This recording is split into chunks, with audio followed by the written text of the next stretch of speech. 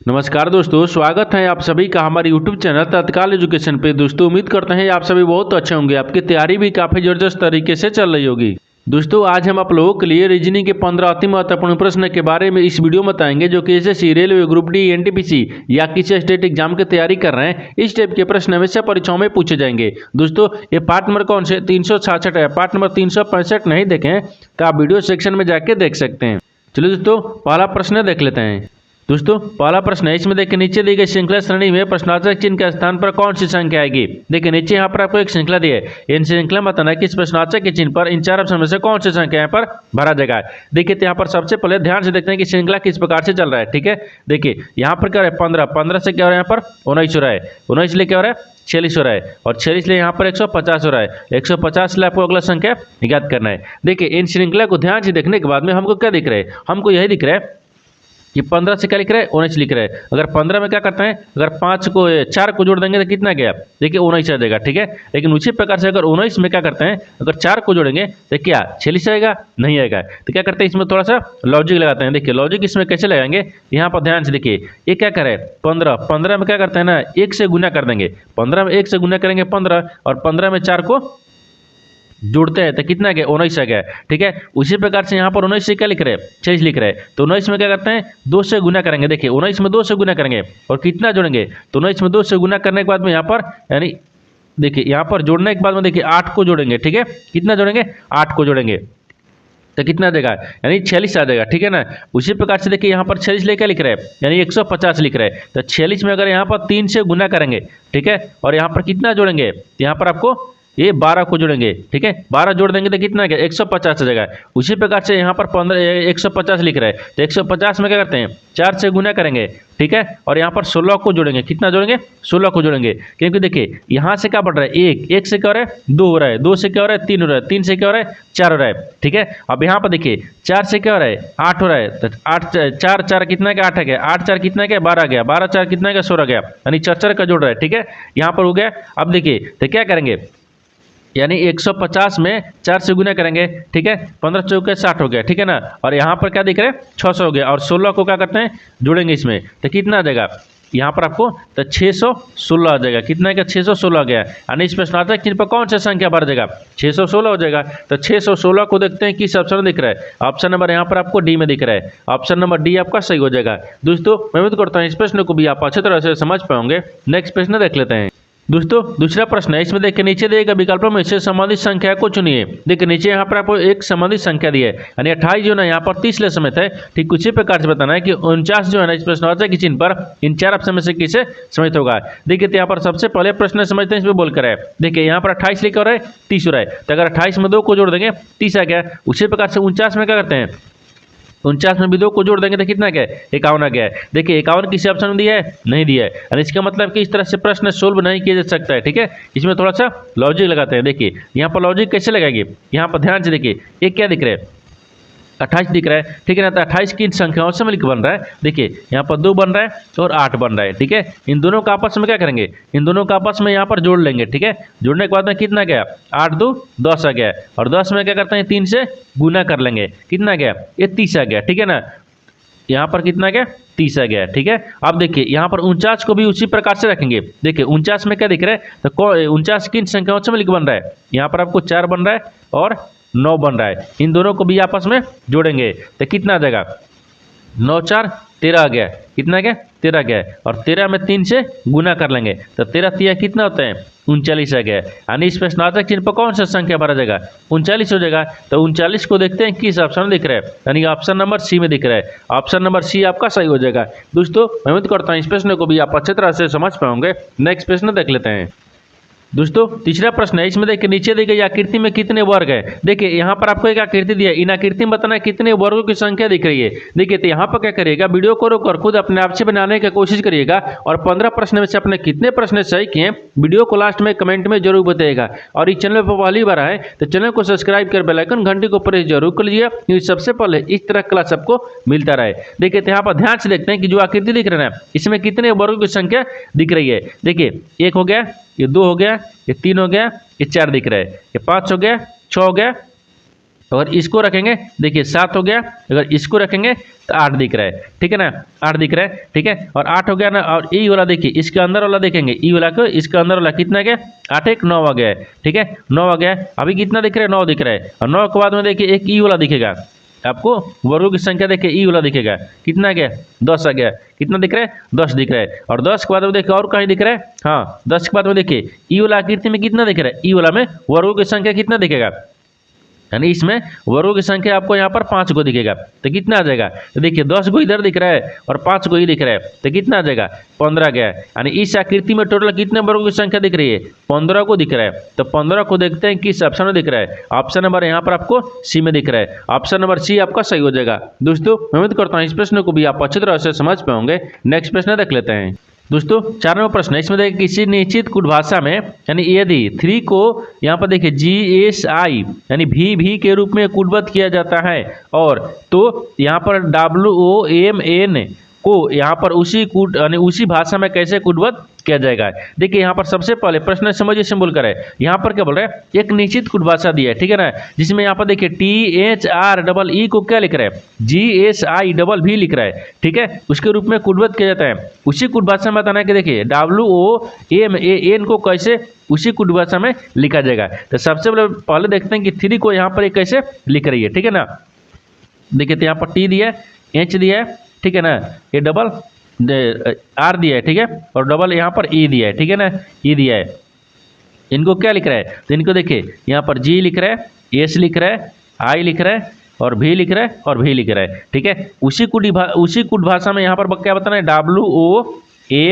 WOMAN को कैसे लिखा जाएगा, ठीक है।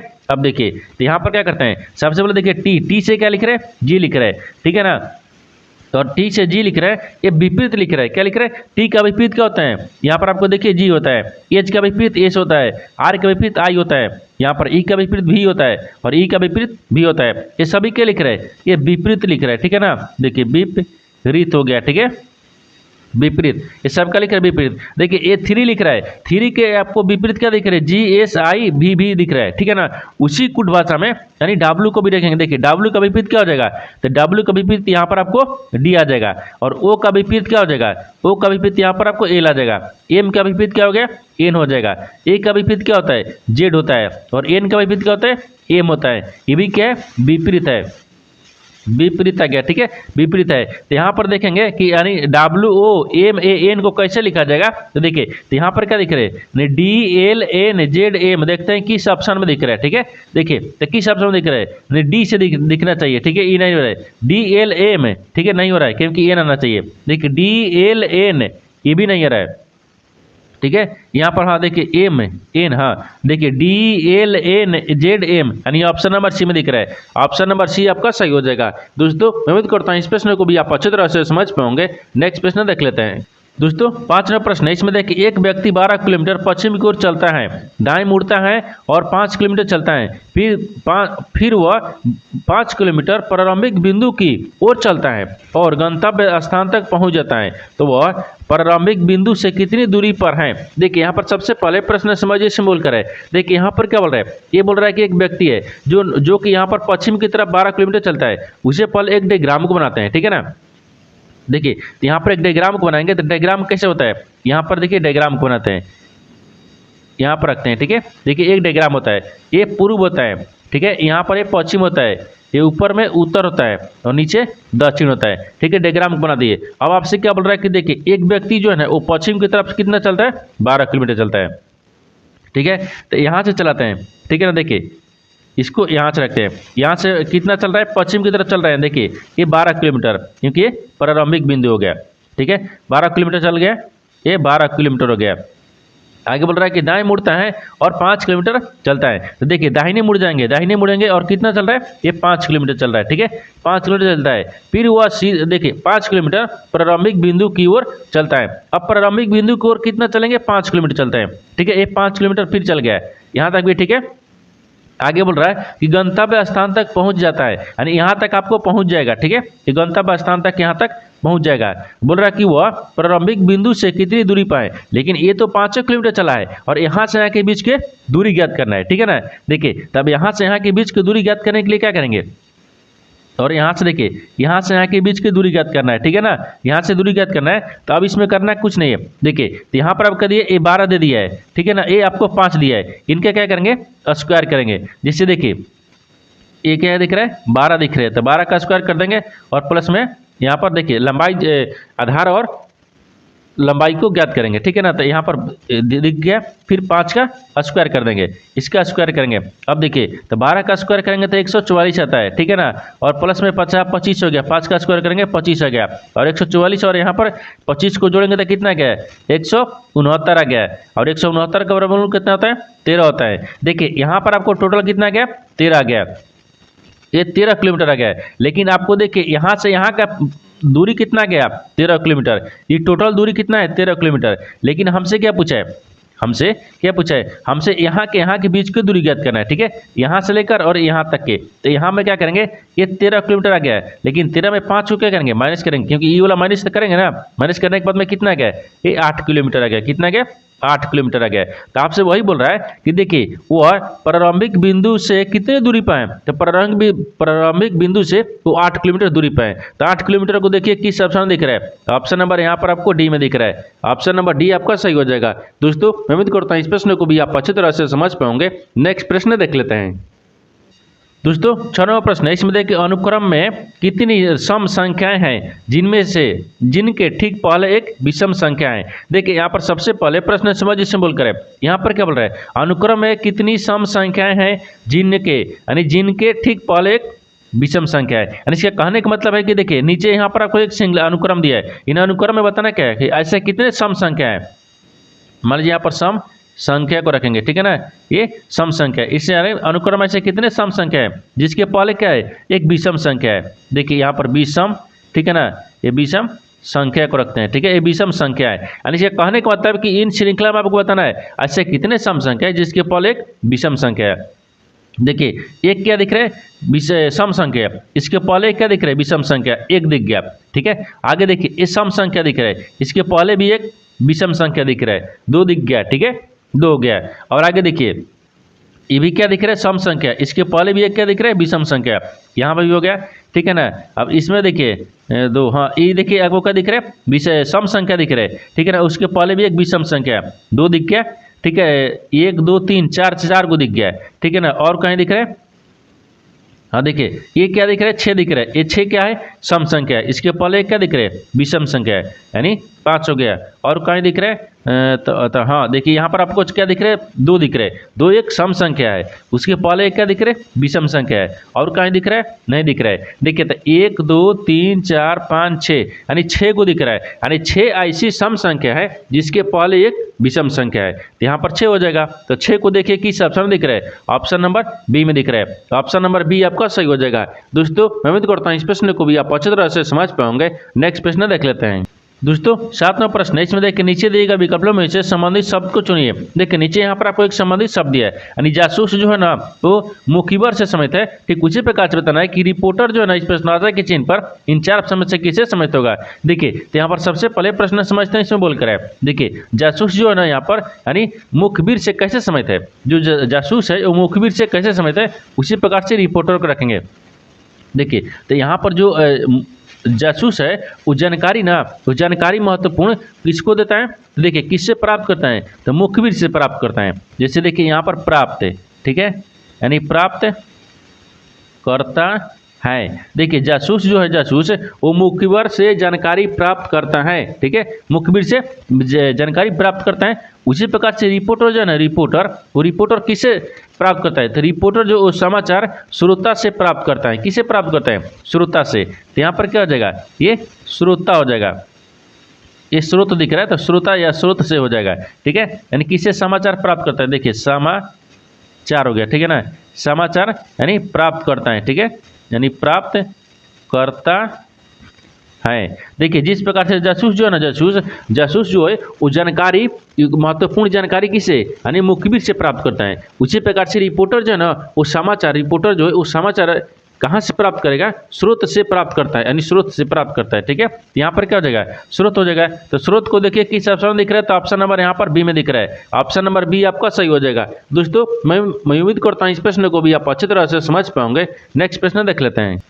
दोस्तों 8वां प्रश्न है, इसमें देखिए एक पासा यानी 1 से 6 अंक यानी 6 तक अंकित संख्याएं और कौन सी संख्या 4 के विपरीत है। देखिए यहाँ पर सबसे पहले प्रश्न समझिए इसमें बोल कर है, यहाँ बोल रहा है कि एक पासा दिया है जिसमें 1 से 6 तक अंक दिया है, ठीक है ना, जिसमें संख्यांकित दिया है और बोल रहा है कि कौन सी जो संख्या है ना वो 4 के विपरीत है। देखिए एक ही पासे के जब यहाँ पर 2 स्थितियां या 3 स्थितियां को दर्शाया गया है, जिसमें क्या करेंगे 2 स्थितियां में ना यहाँ पर कॉमन मिलाएंगे। जैसे देखिए यानी और ये दूसरा दिख रहा है और ये तीसरा दिख रहा है, इन दोनों में क्या करेंगे कॉमन मिलाएंगे। जैसे देखिए यहाँ पर एक कॉमन मिल रहा है, इसमें भी आपको एक कॉमन मिल रहा है, तो यहाँ पर क्या दिख गया एक दिख गया, यानी एक का विपरीत क्या हो गया एक हो गया। और यहाँ से जहाँ से कॉमन मिलेगा वहाँ से घड़ी की दिशा में चलेंगे। देखिए यहाँ पर 2 हो गया, 2 के बाद में क्या करेंगे 5 आ गया, तो यहाँ पर 2 हो गया, 2 के बाद में 5 आ गया। अब इसको भी क्या करेंगे जहाँ से कौन मिले उसमें भी क्या करेंगे दूसरा में भी 1 यानी 4 हो गया, फिर 3 हो गया, फिर इसको घड़ी की दिशा में घूमेंगे तो कितना दिख रहा है 4 दिख रहा है और यहाँ पर 3 दिख रहा है। देखिए अगर 1 का विपरीत क्या दिख रहा है 1 हो गया और 2 का विपरीत 4 हो गया और 5 का विपरीत 3 हो गया। लेकिन आपसे क्या सवाल पूछा है कि 4 के विपरीत 4 के विपरीत है, तो 4 के विपरीत कौन सी संख्या दिख रही है। देखिए ये 4 दिख रहा है, 4 के विपरीत देखिए 2 हो गया और 2 का विपरीत 4 होता है, 4 के विपरीत 2 होता है, ठीक है ना, ये दोनों आपस में विपरीत ही हैं। तो 4 के विपरीत क्या दिख रहा है 2 दिख रहा है, क्या दिख रहा है 2 दिख रहा है। तो 2 को देखिए किस ऑप्शन में दिख रहा है, ऑप्शन नंबर ए में दिख रहा है, ऑप्शन नंबर ए आपका सही हो जाएगा। दोस्तों मैं उम्मीद करता हूँ इस प्रश्न को भी आप अच्छी तरह से समझ पाएंगे। नेक्स्ट प्रश्न देख लेते हैं। दोस्तों 9 नंबर प्रश्न है, इसमें देखिए उस वे नारे का चयन करें जो दिए गए वर्गों के बीच संबंध को सर्वोत्तम रूप से दर्शाता है। देखिए नीचे यहाँ पर आपको 3 शब्द दिया है, इन तीनों शब्द को बताना कि आपस में कैसे समझता है और इन 4 वेनिग्राम में से कौन सा वेनिग्राम बनेगा। देखिए तो यहाँ पर सबसे पहले प्रश्न समझिए से बोल कर है, यहाँ पर क्या दिख रहा है, यहाँ पर आपको दिख रहा है कि 3 शब्द दिए, इन तीनों शब्द को क्या करेंगे इन तीनों शब्दों में से सबसे कॉमन को मिलाएंगे। देखिए यहाँ पर महिला दिख रहा है, शिक्षक दिख रहा है और घर दिख रहा है, तो सबसे कॉमन क्या दिख रहा है, मान लीजिए इसको क्या रखते हैं महिला को रखते हैं, ठीक है ना, ये महिला हो गया, ठीक है महिला, यहाँ पर महिला दिख रही है, यानी कुछ महिला क्या होती है शिक्षक होती है, ठीक है, तो यहाँ पर इसको वेनिग्राम कैसे बनेगा ऐसा हो जाएगा, ठीक है शिक्षक। देखिए यहाँ पर कुछ महिला शिक्षक हो गई, देखिए यहाँ पर महिला है और कुछ महिला क्या दिख रहे हैं ये शिक्षक हो जाएगी। लेकिन यहाँ पर घर क्या दिख रहे हैं, घर आपको अलग बन जाएगा, घर क्या बनेगा अलग बनेगा, क्योंकि ये शिक्षक और महिला से कोई संबंध घर का नहीं है, यानी इस तरह का वेनिग्राम बनेगा। इस तरह का वेनिग्राम देखते हैं किस ऑप्शन में दिख रहा है, ऑप्शन नंबर डी में दिख रहा है, ऑप्शन नंबर डी आपका सही हो जाएगा। दोस्तों मैं उम्मीद करता हूँ इस प्रश्न को भी आप अच्छी तरह से समझ पाएंगे। नेक्स्ट प्रश्न देख लेते हैं। दोस्तों 10वां प्रश्न है, इसमें देखिए निम्नलिखित विकल्पों में से कौन सा विकल्प दी गई आकृति को उत्तम रूप से पूरा करेगा। देखिए यहाँ पर सबसे पहले प्रश्न समझिए सिंबल करे, यहाँ पर क्या बोल रहा है कि एक आकृति दिया है, इन आकृति में से देखिए यहाँ पर आपको पूरा करने के लिए इन 4 ऑप्शन में से कौन सा आकृति यहाँ पर भरा जाएगा। देखिए तो यहाँ पर सबसे पहले ध्यान से देखें आकृति चल कैसे रहा है, ठीक है ना। देखिए यहाँ पर इसको पूरा करने के लिए पहले इसको रखेंगे, ठीक है क्या हो गया, देखिए इस सब में दिया है, इस सब में ऐसा दिया है, इसमें क्या करेंगे यहाँ पर भी हमको रखेंगे ऐसे रखेंगे, ठीक है इसको भी क्या करेंगे ऐसे कर देंगे, ठीक है ना। अब देखिए तो इस तरह की जो आकृति है ना वही आपको आकृति ये पूरा करेगा। देखिए इस तरह का आकृति कहाँ होना, अब किस ऑप्शन में दिख रहा है, देखिए ए में दिख रहा है नहीं दिख रहा है, बी में दिख रहा है हाँ बी में दिख रहा है, सी में दिख रहा है नहीं, डी में भी दिख रहा है नहीं, यानी ऑप्शन नंबर जो भी है ना इस आकृति को पूरा करेगा, ठीक है। तो ऑप्शन नंबर बी आपका सही हो जाएगा। दोस्तों मैं उम्मीद करता हूँ इस प्रश्न को भी आप अच्छी तरह से समझ पाएंगे। नेक्स्ट प्रश्न देख लेते हैं। दोस्तों 11वां प्रश्न है, इसमें देखिए यदि ए का अर्थ प्लस है, बी का अर्थ माइनस है, सी का अर्थ यहाँ पर गुना है, तो यहाँ पर समीकरण का मान क्या होगा आपको इसी को बताना है। देखिए यहाँ पर सबसे पहले प्रश्न समझिए से बोल कर है, यहाँ पर बोल रहा है कि एक समीकरण दिए, इन समीकरण में जो चिन्ह को बदलने के बाद में समीकरण को सही बनाना है। तो सबसे पहले क्या करते हैं चिन्ह को बदलते हैं। देखिए यहाँ पर ए का अर्थ क्या दिए प्लस दिए, एक जगह पर प्लस रख लेते हैं, ठीक है, और बी का अर्थ क्या दिख रहा है माइनस दिख रहा है, यहाँ पर माइनस रखेंगे। सी का अर्थ क्या दिख रहा है, तो यहाँ पर आपको सी का अर्थ गुना दिया है, ठीक है ना, ये गुना दिया है, तो यहाँ पर गुना रख लेंगे। अब समीकरण को सोल्व करेंगे। देखिए ये 12 हो गया, फिर प्लस हो गया, ये 13 हो गया, फिर गुना दिख रहा है, ये 3 दिख रहा है, फिर प्लस में 2 दिख रहा है, फिर माइनस 5 दिख रहा है। देखिए तो यहाँ पर जोड़ेंगे तो कितना गया, ये 25 हो गया, फिर गुना कितना दिख रहा है 3 2 5 हो गया, यहाँ पर 5 रखते हैं, इनको जोड़ेंगे, ठीक है 5 हो गया, फिर माइनस 5, तो 25 5 125 हो गया, ठीक है। 125 में से 5 को माइनस कर लेंगे, कितना बचेगा 120 आ गया। देखिए इसका मान कितना गया 120 आ गया, तो 120 देखिए किस ऑप्शन में दिख रहा है, ऑप्शन नंबर यहाँ पर आपको डी में दिख रहा है, ऑप्शन नंबर डी आपका सही हो जाएगा। दोस्तों मैं उम्मीद करता हूँ इस प्रश्न को भी आप अच्छी तरह से समझ पाएंगे। नेक्स्ट प्रश्न देख लेते हैं।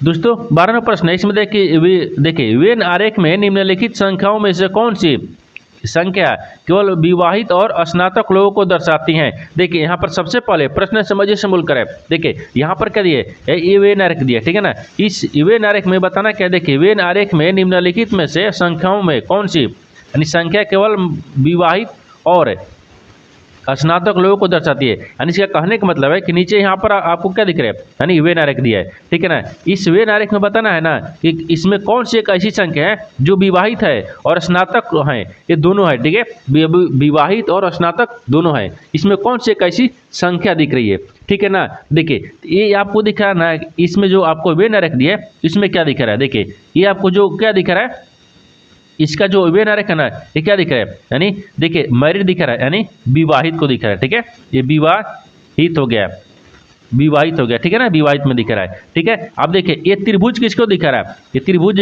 किसको दिखा रहा है, तो त्रिभुज देखिए यहाँ पर क्या लिख रहा है, ग्रेजुएट, यानी स्नातक को, स्नातक, ठीक है ना, ये तक हो गया, ठीक है, स्नातक को दर्शाती है, ठीक है। आगे आपको ये वाला क्या दिख रहा है, यानी ये आयत को क्या दिखा रहा है, आयत को देखिए मेन, यानी आदमी को दर्शा रहा है, ठीक है ना, यानी आदमी हो गया, ठीक है, आदमी को दर्शा रहा है। लेकिन हमसे क्या पूछ रहा है, हमसे पूछ रहा है कि केवल विवाहित और स्नातक लोगों को दर्शाना है, विवाहित और स्नातक लोगों को दर्शाना है, हमको मेन को नहीं रखना है, यानी इसको हमको कोई मतलब नहीं है, ठीक है। देखिए यहाँ पर आपको क्या दिख रहा है, इससे अलग होना चाहिए। देखिए ये त्रिभुज में क्या दिख रहा है, ये त्रिभुज में देखिए एक 7 दिख रहा है, ठीक है ना, 7 देखिए यहाँ पर आपको त्रिभुज में 7 दिख रहा है, 7, और यहाँ पर देखिए इस वृत्त में क्या दिख रहा है, ये 7 दिख रहा है। यानी इसमें बताना है कि देखिए विवाहित हो गया और स्नातक में लोगों को हमको बताना है, तो त्रिभुज क्या दिख रहा है, स्नातक लोगों को दिखा रहा है, और ये आपको वृत्त क्या दिख रहा है, यहाँ पर आपको विवाहित लोगों को दिखा रहा है, ठीक है ना। यहाँ पर 7 दिख रहा है, यानी 7 एक ऐसी संख्या है जो कि स्नातक भी है और विवाहित भी है, ठीक है। तो 7 को देखिए किस ऑप्शन दिख रहा है, ऑप्शन नंबर यहाँ पर आपको डी में दिख रहा है, ऑप्शन नंबर डी आपका सही हो जाएगा। दोस्तों मैं उम्मीद करता हूँ इस प्रश्न को भी आप अच्छी तरह से समझ पाओगे। नेक्स्ट प्रश्न देख लेते हैं। दोस्तों 13वां प्रश्न है, इसमें देखिए यदि संटी अपने मासिक वेतन का 50% प्रति भोजन पर और 20% प्रति किराए पर खर्च करता है, ठीक है, और यहाँ पर 1500 बचाता है, तो उसका मासिक वेतन कितना है। देखिए यहाँ पर सबसे पहले प्रश्न समझिए सिंपल करें। देखिए यहाँ पर क्या बोल रहा है, बोल रहा है कि यदि संटी अपने मासिक वेतन का 50% यानी भोजन पर करता है और 20% कितने पर, किराए पर खर्च करता है, तो देखिए वो कितना बचाता है, यहाँ पर 1500। देखिए 50% और 20% दोनों खर्च कर रहा है, क्या कर रहा है, यहाँ पर आपको भोजन पर दोनों खर्च कर रहा है, तो दोनों को जोड़ेंगे तो कितना गया, ये 70% हो गया, ठीक है ना। ये 70% क्या कर रहा है, खर्च कर रहा है, तो बचा कितना रहा है, 30%, क्योंकि यहाँ पर 100% ना होता है, तो 100 में से जब 30 खर्च बचाता है तो खर्च कितना करता है, 30 करता है, ठीक है, तो 30 हो गया। देखिए यहाँ पर आपको बचाता भी कितना है, 1500 बचा लेता है, ठीक है, 1500 बचाता है। तो सबसे पहले यहाँ पर क्या रखते हैं, देखिए तो यहाँ पर आपको खर्च कितना कर रहा है, तो मान लीजिए यहाँ पर ये खर्च को रखते हैं, देखिए ये खर्च हो गया, ठीक है, और 30% क्या कर रहा है, 30% बचत कर रहा है, ठीक है, बचत कर रहा है। तो बचत और बचत दोनों को बराबर करेंगे। देखिए बचत आपको 1500 दिया है, तो यहाँ पर सबसे पहले क्या करेंगे, 30 रख लेना, हाँ देखिए यहाँ पर 1 से रखते हैं, यानी 1 से गुने, ठीक है ना, 30% क्या करता है, बचत करता है, और यहाँ पर 100 रख लेंगे, फिर बराबर में ये 1500 भी बचाता है, ठीक है, 1500 बचाता है, इन दोनों को आपस में क्या करेंगे, बराबर करेंगे, ठीक है। देखिए बचत और बचत को दोनों को बराबर करेंगे, जब दोनों को बराबर करेंगे तो इधर आ जाएगा, तो कितना करेंगे, देखिए पहले इसको भाग कर लेते हैं, यानी 5 ले, तो 3 5 15, यहाँ पर कट गया, तो 500 इधर आ गया और ये हो गया। देखिए x बराबर कितना गया, यानी 5 आ गया, और 2 जीरो इधर इसमें रख लेते हैं, और 1 जीरो ये हो गया, यानी 5000 रुपये आ गया, कितना गया, 5000 रुपये आ गया, ठीक है ना। यहाँ पर कितना गया, इसका है 5000 आ गया, ठीक है, कितना दिख रहा है, तो 5000 दिख रहा है, कितना गया 5000। तो आपसे वही पूछा है कि उसका मासिक वेतन कितना था, तो 5000 रुपया था। तो 5000 रुपया को देखिए किस ऑप्शन दिख रहा है, ऑप्शन नंबर यहाँ पर आपको बी में दिख रहा है, ऑप्शन नंबर बी आपका सही हो जाएगा। दोस्तों मैं उम्मीद करता हूँ इस प्रश्न को भी आप अच्छी तरह से समझ पाओगे। नेक्स्ट प्रश्न देख लेते हैं।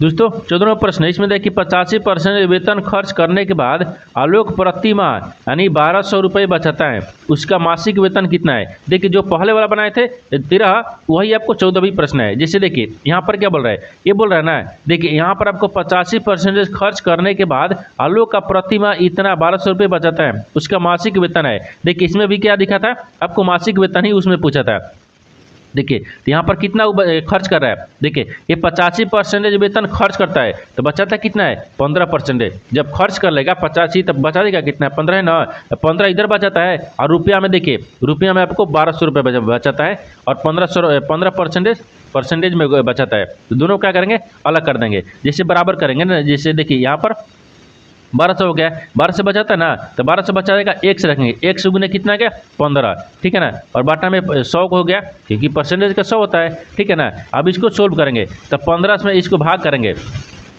ठीक है ना, तो 80 मर्त में कट जाएगा, ठीक है, ये 80 मर्त में कट गया। अब इसमें क्या करते हैं एक्स का रखेंगे, ठीक है ना, हाँ यहाँ पर अब आ जाएगा, ठीक है, ये 80 है गया तो एक्स बराबर एक्स रखते हैं, ठीक है।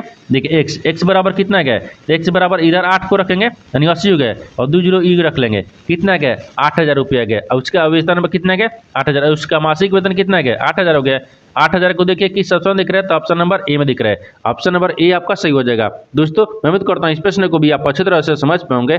नेक्स्ट प्रश्न देख लेते हैं दोस्तों। 15 प्रश्न इसमें देखिए एक कर्मचारी के वेतन में 30% की वृद्धि की गई जिससे उसका वेतन 910 हो गया, तो बढ़ोतरी होने के पहले उसका वेतन क्या था। देखिए यहाँ पर सबसे पहले प्रश्न समझिए इसमें बोलकर है, ठीक है ना। देखिए यहाँ पर बोल रहा है कि एक कर्मचारी है जिसका वेतन में 30% की क्या करते हैं वृद्धि करते हैं, ठीक है ना, तो उसका वेतन में क्या हो गया 910 हो जाता है, हो गया।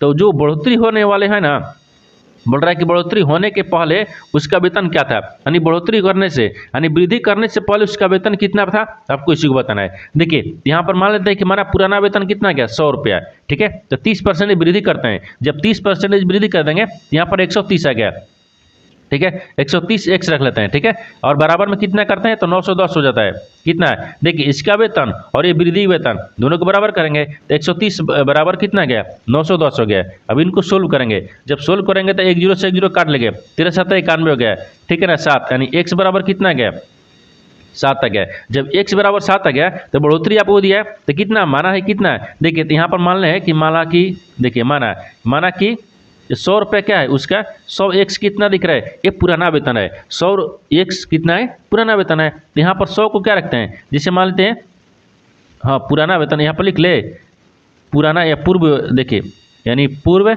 वेतन, ठीक है ना, ये पूर्व वेतन, तो पूर्व वेतन कितना था यानी 100 एक्स था, ठीक है ना, तो 100 का 100 रख लेंगे और x का मान कितना है क्या 7, तो 7 में 100 से करेंगे तो कितना है क्या 700 आ गया, कितना है क्या 700 आ गया। तो उसका वही बोल रहा है कि वो बढ़ोतरी होने से पहले उसका वेतन कितना था 700 रुपया था, तो 700 रुपये देखते हैं किस ऑप्शन में दिख रहा है, ऑप्शन नंबर सी में दिख रहा है, ऑप्शन नंबर सी आपका सही हो जाएगा। दोस्तों मैं उम्मीद करता हूँ इस प्रश्न को भी आप अच्छी तरह से समझ पाओगे। नेक्स्ट वीडियो में मिलते हैं, तब तक जय हिंद दोस्तों इस चैनल में पहली बार आए तो चैनल को सब्सक्राइब कर बेल आइकन घंटी के ऊपर जरूर कर लीजिए, क्योंकि सबसे पहले इस तरह क्लास आपको मिलता रहे। और इन सारे प्रश्न का PDF आपको टेलीग्राम पर मिल जाएगा, जो कि इस वीडियो का डिस्क्रिप्शन में लिंक दिया गया है।